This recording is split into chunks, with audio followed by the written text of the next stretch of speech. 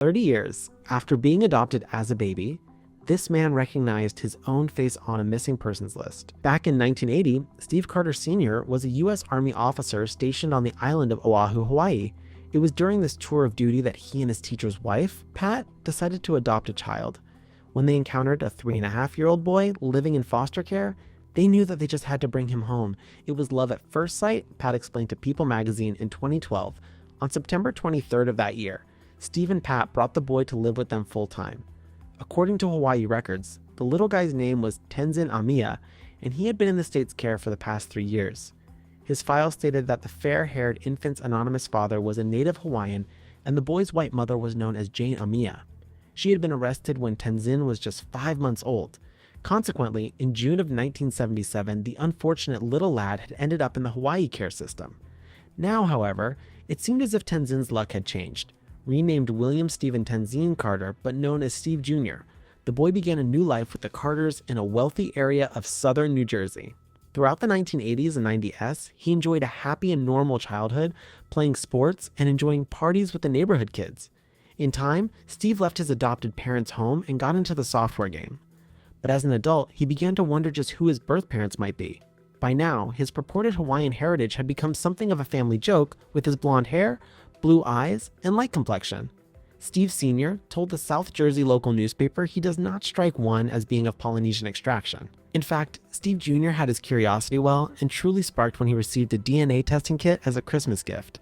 The results he got back were very surprising. Apparently, he was actually of Scandinavian descent. Nonetheless, although the mystery had deepened, it seemed as if Steve's beginnings were destined to remain unclear. But then one day, he stumbled across an interesting news story that reignited his appetite to uncover his origin story. In 2011, Steve came across an article about Carlina White, an African-American woman who had been kidnapped as a baby from a hospital in Harlem, New York City. Oblivious to her past, she had grown up in Connecticut, believing that her abductor was her mother.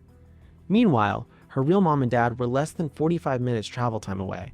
However, by researching missing people online, the 23-year-old finally discovered the truth. Indeed, it was this aspect of the story that spurred Steve into action. Genealogy and tracking down long-lost relatives had become much easier and quicker since the advent of the internet. So, Steve visited one of the websites mentioned by the abducted Carlina, missingkids.com. The online resource is operated by the National Center for Missing and Exploited Children. And once there, Steve got scrolling for suitable subjects. Under an entry for a missing boy, he saw something that would turn his world upside down. The listing for the lost lad had his name down as Marks Panama Moriarty Barnes and reported that he had been missing since June 1977. Accompanying the entry was an artist's impression of what Marks may have looked like as a mature man, and to Steve, it was like looking in a mirror. "I got chills," he told People in 2012. "I was like, holy crap, it's me." Utterly shocked, Steve contacted the authorities and volunteered to have his DNA tested. Eventually, after 8 long months, the results arrived. Amazingly, they proved that Steve and Marks were indeed the same person. The software man's wife, Tracy, encouraged him to begin delving into his new past, only for a heartbreaking story to emerge. On June 21st, 1977, journalist and Vietnam vet Mark Barnes had been working in the garden of his home in Paula in Oahu, Hawaii. While he was busy planting, his girlfriend, Charlotte Moriarty, took their 6-month-old son out for a stroll. The artist announced her intention to travel just a few blocks to pay a visit to a grocery store with little Marks. However, Charlotte didn't return. But at first, Mark wasn't overly concerned. According to reports, Charlotte was something of a free spirit who had been known to take extended flights of fancy before. But when 3 weeks had passed with no sign of his girlfriend or their infant son, Mark contacted the police. Even though the authorities began searching for Marks, they were unable to turn up any clues for more than a year. A heartbroken Mark continued to scour the streets of Hawaii, hoping to stumble upon his missing family. And no matter how much time passed, apparently, he never gave up hope that one day he'd be reunited with his son. Little did he know that Marks was living a new life with a new name and a different family thousands of miles away. Reportedly, the day after Charlotte and Marks had disappeared in the summer of 1977, a woman on the other side of Oahu returned home to unexpected guests.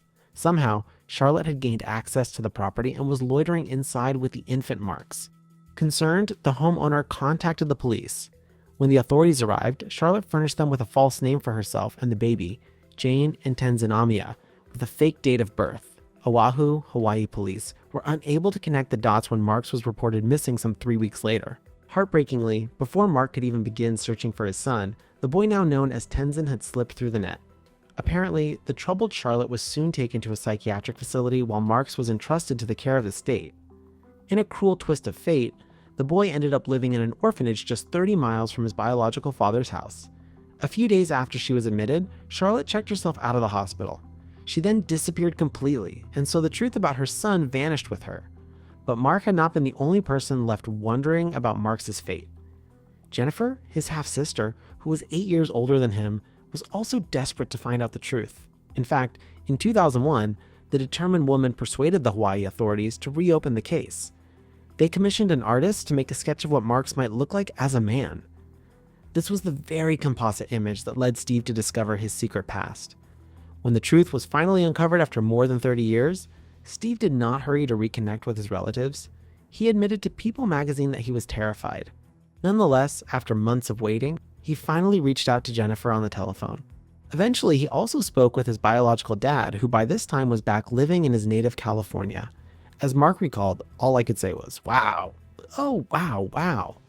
For Ma and Pa Carter back in New Jersey, it had been a difficult journey after Steve Jr. had informed them about Marks, Tenzin, and himself. On an emotional level, I felt like we'd taken someone else's child. Pat confessed to People. But over time, the couple appeared to have come to terms with the situation. As Steve's mom told the Talk TV show, The View in 2012, it's taken a while for us to get used to the idea that we have to share him, but I'm sure it's going to be wonderful. Although Mark, Jennifer, and the Carter clan hadn't met in person in 2012, a reunion appeared imminent, and while the experience had been an emotional one for all concerned, the Carters are thankful for one thing. They acknowledge that their story has the power to give other families with missing members hope. Meanwhile, for Mark and Jennifer, Steve's curiosity and the internet have brought them closer to their long-lost relative than they ever thought they would be.